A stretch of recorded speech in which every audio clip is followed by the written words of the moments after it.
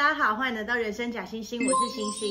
今天我们要聊的这个贵妃呢，即使在中国历史中为数众多的嫔妃里，都称得上是一个传奇。她大了皇帝整整17岁，而且据记载，她男相，声线又粗，但是依然受到皇帝的专宠。甚至在她去世之后没多久，皇帝也因为悲伤过度而跟着去世了。今天就让我们一起来聊聊这位传奇贵妃明宪宗朱见深的一生挚爱万贞儿万贵妃。万贞儿是山东诸城县人，她出生在明宣宗宣德3年，西元1430年。这个明宣宗呢，就是去年热播剧《大明风华》里面汤唯饰演的孙若薇和胡善祥争抢的那位皇帝明宣宗。万贞儿的父亲原本是县衙里面的一名庶务小官，因为亲戚犯了法被连坐，发配到顺天府霸州。而4岁的万贞儿就被冲入宫中当了宫女。虽然年纪小，又是最宠的女儿，但是她聪明伶俐，又懂得察言观色。很快的，她就被派到宣宗皇后、尊皇后宫中当宫女。皇后呢是6宫之首，她宫中的宫女一定是精心挑选过的。小小年纪的万贞儿就可以担此大任，由此就可以知道万贞儿绝对不是等闲之辈。在万贞儿7岁这年，明宣宗驾崩，孙皇后的儿子朱祁镇继位，是为明英宗，改年号正统。孙皇后也因此成为了皇太后。皇太后呢，依然很喜欢万贞儿这个小宫女，时常带在身边。正统12年，西元的1447年，万贞儿未来的丈夫明英宗的长子朱见深终于出生了。这年，万贞儿已经17岁了。正统14年，明朝出了件大事，西北边的蒙古瓦剌因为通婚还有贡品的问题，对明朝心生不满，便派骑兵抢掠了明朝边境。明英宗受到大臣的怂恿，想要效法他的曾祖父朱棣，御驾亲征，大败蒙古，便亲自率兵北伐。岂料竟然被蒙古瓦剌困在了土木堡，又因为撤退不及，堂堂的大明皇帝竟然被瓦剌给俘虏了，史称土木堡之变。为了稳定政局以及防止蒙古瓦剌的继续进攻威胁京城，孙太后以及朝臣只好拥立了英宗的弟弟成王朱祁钰为帝，是为明代宗。英宗呢被封为太上皇，英宗2岁的儿子朱见深则被立为了太子。对历史熟悉或者是常看宫斗剧的大家，此时你应该很敏锐的察觉，太子竟然不是皇帝的亲生儿子，那这个太子位一定非常的难做。就算皇帝本身无意，也有可能有心人想要借着除掉太子，让皇帝亲生儿子上位来讨好皇帝。宫斗出身的孙太后当然非常的清楚，于是她将她宫里最信任的宫女万贞儿派到了太子东宫，一方面服侍照顾太子朱见深，另一方面暗中的保护，如果有任何不利的消息，可以及时回报给孙太后。这一年，太子朱见深才3岁，而万贞儿即将20岁了。不过从此刻开始，他们这一生就连在一起了。此时的瓦剌却苦恼着英宗的去留。因为明朝已经另立了新的皇帝，瓦剌就不能再用英宗去勒索明朝。在京师保卫战中，瓦剌又败给了明军，真的要将英宗杀掉，又担心明军大举进攻。瓦剌进退两难的情况下，在俘虏英宗的隔年就将他释放了。现在换明代宗烦恼了，好不容易到手的皇位，他是怎么样都不想还给哥哥英宗的。于是他将被释放回来的明英宗还有他的后妃们一同软禁在紫禁城外东南边的崇直宫。虽然宫殿的规模不小，但是代宗命锦衣卫严密的看守，并且还用签封死了门锁。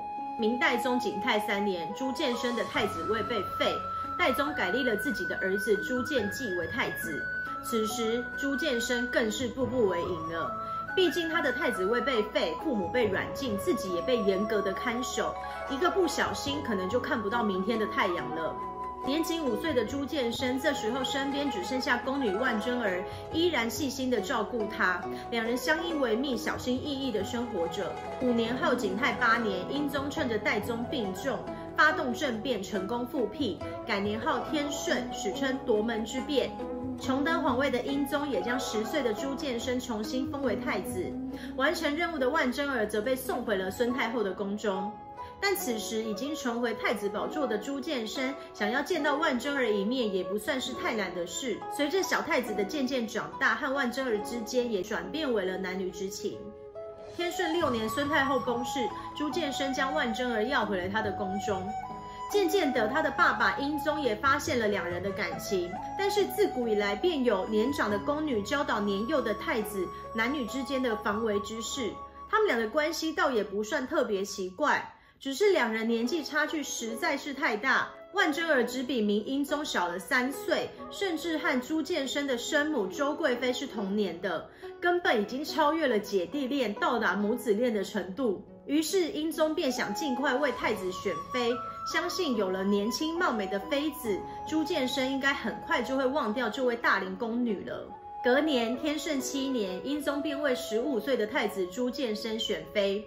依照明朝皇室的习惯，一般皇子们的大婚都会有3个妻子，1个正宫，2个侧妃。朱见深当然想要立万贞儿为正室，但是基于礼法，无论年纪、身家各方面，明英宗都不会同意的。最后由吴氏、王氏还有百氏入选。天顺8年，明英宗朱祁镇驾崩，朱见深登基为明宪宗。同年举行大婚，在他父亲嫡妻钱太后以及他的生母周太后的坚持之下，朱见深将吴氏册立为皇后。但是即便众人反对，他依然将万贞儿纳为妃。这年宪宗18岁，万妃35岁。吴皇后被册封时才16岁，她年轻貌美，知书达理，和皇帝非常的般配。原以为很快的就会让皇帝忘掉了大龄的万贞儿，但是万妃依然宠冠后宫。皇帝连皇后的寝宫都很少去，年轻气盛的吴皇后满腹的怨气。有天，她随便找了个理由杖责了万贵妃，这口怨气是出了，但是她皇后的大位也因此掉了。册封仅仅1个月之后，吴皇后就被宪宗正式废后。宪宗当然又想册立万贞儿为皇后，但是万妃是宫女出身，终究于理不足。在百般无奈之下，朱见深只好册立王氏为皇后。有了前车之鉴，王皇后非常的谨慎，从来不要万妃对她行后妃之礼，就连宪宗要到她的寝宫，据说她都是百般拒绝，一直战战兢兢，直到宪宗去世。1465年，宪宗继位的第2年，改年号成化。成化2年，万妃生下了皇子，宪宗非常的高兴，因为这不仅是他的皇长子，更重要的是他的宠妃万妃所生。他将万妃封为贵妃，后又晋封为皇贵妃。但是不满周岁，万贵妃生的皇长子就夭折了。宪宗和万贵妃非常的悲痛，而且此时万贵妃已经36岁，要再生育基本上是非常的困难了。根据清代编修的《明史》上面记载，万贵妃失子之后，也不让其他的嫔妃诞下皇子，只要有嫔妃怀孕，万贵妃就使用各种手段逼其流产。就连后来的明孝宗朱佑樘也是被太监藏起来，又被无人理会的废后吴皇后抱去抚养，才得以存活。而且在她被发现了之后，她的生母纪氏还被万贵妃逼死了。但是根据学者的考证，《明史》里面提及万贵妃的部分，其实是出自于明末的一本野史。这本野史的作者毛麒麟也参与了《明史》的编撰，而且明朝修立的《明宪宗实录》里面并没有提及万贵妃迫使其他嫔妃流产之事。相反的，还提到明孝宗朱佑樘是万贵妃亲自抚养，她的生母纪氏因为长期生病，在宫外养病。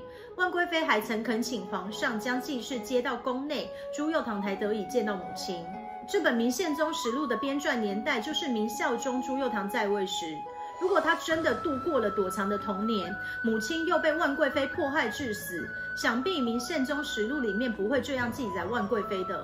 甚至饱读诗书的清乾隆帝还亲自写了一篇文章，驳明宪宗怀孕诸妃皆遭万妃逼迫而坠胎，来驳斥明史。就实际上的角度来看，朱佑樘出生的前1年，百贤妃就已经生下了皇二子朱佑吉，只不过活到3岁时不幸夭折。另外，宪宗的生母周太后活得比万贵妃还有宪宗都还要久，在宫中位高权重，而且打从心底的不喜欢万贞儿。倘若真的发生万贵妃残害皇室这样动摇国本的大事，就算明宪宗不管，周太后也不可能坐视不管的。再加上明史中的记载，很多时间线和事实都不符，内容的可信度确实有待商榷。不过，宪宗专宠万贵妃是无可争论的事实。一直到1476年成化12年，皇世子的诞生之后，宪宗的子嗣才渐渐多了起来。